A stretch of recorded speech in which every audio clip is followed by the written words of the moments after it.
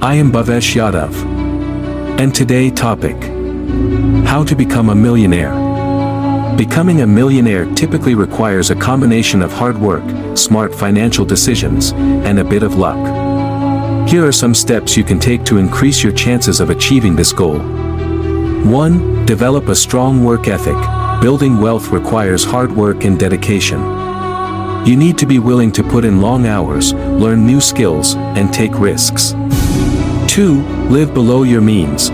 One of the most important habits you can develop to become a millionaire is to live below your means.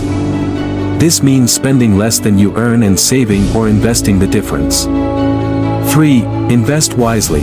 Investing your money wisely is a key step in building wealth. Start by educating yourself about the different types of investments and their associated risks and returns. Consider working with a financial advisor or using online investment platforms to help you make informed decisions. 4. Start a side hustle. Starting a side business or freelance work can help you earn extra income put towards your savings and investments. Identify your skills and talents and find ways to monetize them. 5. Be patient. Building wealth takes time and patience. Don't expect to become a millionaire overnight. Focus on making steady progress towards your financial goals. Remember, becoming a millionaire is not the only measure of success.